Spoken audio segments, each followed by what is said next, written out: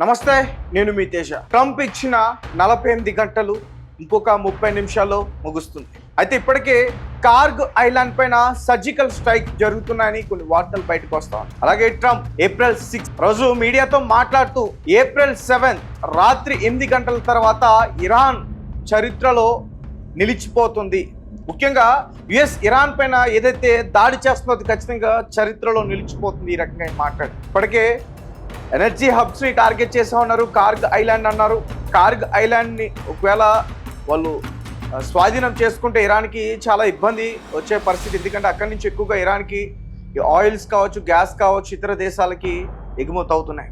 అలాగే dead line మరి కాసేపట్లో పూర్తవుతుంది. కాబట్టి ఇంటర్నేషనల్ ఎయిర్పోర్ట్స్ దగ్గర, లేదంటే రైల్వే స్టేషన్స్ దగ్గర, పవర్ ప్లాంట్స్ దగ్గర, అలాగే పెట్రోకెమికల్కి సంబంధించిన ప్లాంట్స్ దగ్గర, ఇతర వేరే గ్యాస్, ఆయిల్ ఇటువంటి కంపెనీస్ దగ్గర కూడా ఎవరు ఉండొద్దు, ప్రజలు మీరు ఇళ్ళకి వెళ్ళిపోయింది, అలాగే బంకర్లో దాక్కోండి అంటూ కూడా ఇజ్రాయెల్ ఒక ప్రకటన కూడా ఎక్స్ అకౌంట్ వేదికగా రిలీజ్ చేయడం అయితే జరిగింది. అయితే ట్రంప్ ఒక పక్క ఏం చెప్తున్నాడంటే, ఇరాన్ ప్రజలారా మీరు అల్లాని వేడుకోండి, మరి కాసేపట్లో మీపైకి కొన్ని మిసైల్స్ రాబోతున్నాయి, మా F-15, F-35, మా ఆర్తో హెలికాప్టర్స్ అన్నీ కూడా సిద్ధంగా ఉన్నాయి, 30 నిమిషాల్లో భయంకరమైన దాడి జరగబోతుంది, దయచేసి మమ్మల్ని క్షమించండి, మేము కావాలని చేయట్లేదు, ఇదంతా కూడా మీ ప్రభుత్వ నాయకులు చేస్తున్న అంటే వాళ్ళు ఏదైతే మీ దేశంలో అవినీతి 47 సంవత్సరాల నుంచి మీరు భరిస్తున్నారో మీ ప్రభుత్వ నాయకుల పట్ల,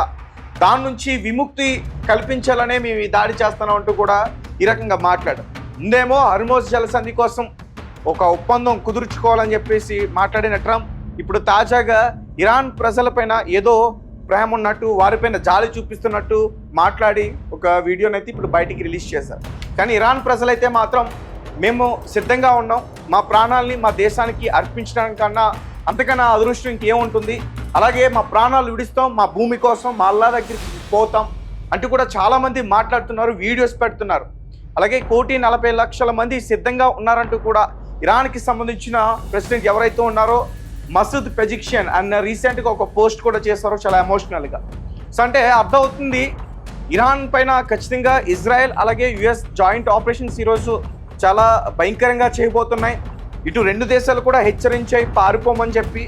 సో ఆల్రెడీ చాలామంది కూడా బంకర్స్లోకి వెళ్ళి దాక్కుంటున్న దృశ్యాలు అన్నీ కూడా బయటకు వచ్చాయి.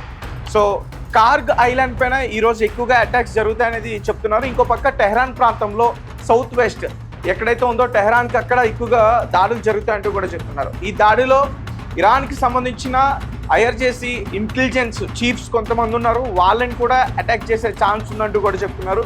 అయితే ఇరాన్కి సంబంధించిన ఐఆర్జేసీ అలాగే బసీస్ ఫోర్స్ ఇప్పటికే వారి ఎవరైతే మేజర్స్ ఉంటారో, కమాండర్స్ ఉంటారో వారిని కొంచెం సీక్రెట్ ప్లేసెస్లో, సీక్రెట్ బేసెస్లో దాచిపెట్టినట్టు ఉన్నారు అన్నది కూడా చెప్తా ఉన్నారు. సో ఏదేమైనప్పటికీ ఇరాన్ పైన అయితే మాత్రం ఈరోజు భయంకరంగా దాడులు అయితే జరగబోతున్నాయి. మరి నిజంగానే ట్రంప్ 47 సంవత్సరాల నుంచి అవినీతి జరుగుతుంది, అన్యాయం జరుగుతున్నాయి అని చెప్పేసి అంటున్నాడు. వాటి నుంచి ఇరాన్ ప్రజల్ని విముక్తి చేయాలని ఈ దాడులు జరుపుతున్నాం అని చెప్పి ట్రంప్ ఈ రకంగా వ్యాఖ్యలు చేస్తున్నాడు. దీని పట్ల మీరు ఎట్లా కమెంట్ చేస్తారు? నిజంగా ట్రంప్కి ఇరాన్ ప్రజలపైన చిత్తశుద్ధి ఉందంటారా? ఆ రకంగానే ఈయన మాట్లాడుతున్నాడా?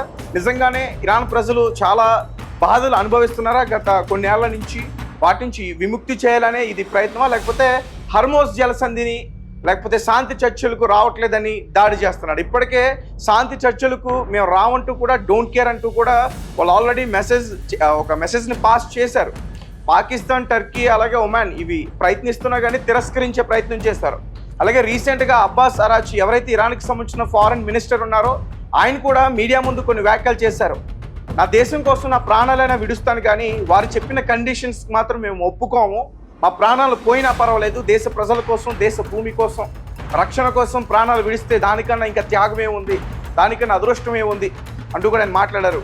అయితే ఇప్పటికే చాలామంది నాయకుల్ని కోల్పోతున్నారు. మోస్తాబా ఖమేనీ కూడా చెప్పలేం, అతను ఎక్కడున్నాడో అడ్రస్ కూడా మసూద్ కనిపెట్టింది, అతని పైన కూడా అటాక్ చేస్తారు అనే వార్తలు కూడా బయటకు వస్తున్నాయి. సో ఏదేమైనప్పటికీ ఈరోజైతే మాత్రం ఇరాన్ పైన ఇజ్రాయెల్ అలాగే యుఎస్ రెండు కూడా చాలా భయంకరంగా దాడులు అయితే చేయబోతున్నాయి. కొన్ని వేల సంఖ్యలో రేపు మరణాలు చూసే పరిస్థితి ఉంటుంది. అలాగే ఇరాన్కి సంబంధించిన ఇన్ఫ్రాస్ట్రక్చర్ ఇవన్నీ కూడా పూర్తి స్థాయిలో దెబ్బ తినే అవకాశం కూడా ఉంటుంది. అలాగే ఒకవేళ పవర్ ప్లాంట్స్ పైన కనుక అటాక్ చేస్తే మాత్రం ఇరాన్ చీకట్లోకి వెళ్ళిపోతుంది. సో చూద్దాం, 30 మినిట్స్లో ఏదైనా జరగవచ్చు. ఇదే చివరి రాత్రి అంటూ కూడా ట్రంప్ మాట్లాడిన పరిస్థితి. సో చూద్దాం, ఒకవేళ ఏదైనా ఒప్పందాలకు వస్తాయంటారా ఇరాన్? ఒప్పందాలకు వస్తే కనీసం వాళ్ళు పవర్ ప్లాంట్స్ని, పెట్రోకెమికల్ ప్లాంట్స్ని కాపాడుకోవచ్చు. లేదంటే మాత్రం ఖచ్చితంగా చాలా ఇబ్బందులు పడే పరిస్థితి ఉంది. సో మీ కామెంట్స్ ఏంటి? మీరేం చెప్తారో? ట్రంప్ అన్నంత పని చేస్తాడంటారా, వెనక్కి తిరుగుతాడు? ఒకవేళ ట్రంప్ వెనక్కి తిరిగినా కానీ ఇజ్రాయెల్ మాత్రం దాడి చేస్తుందని నాకు అనిపిస్తుంది.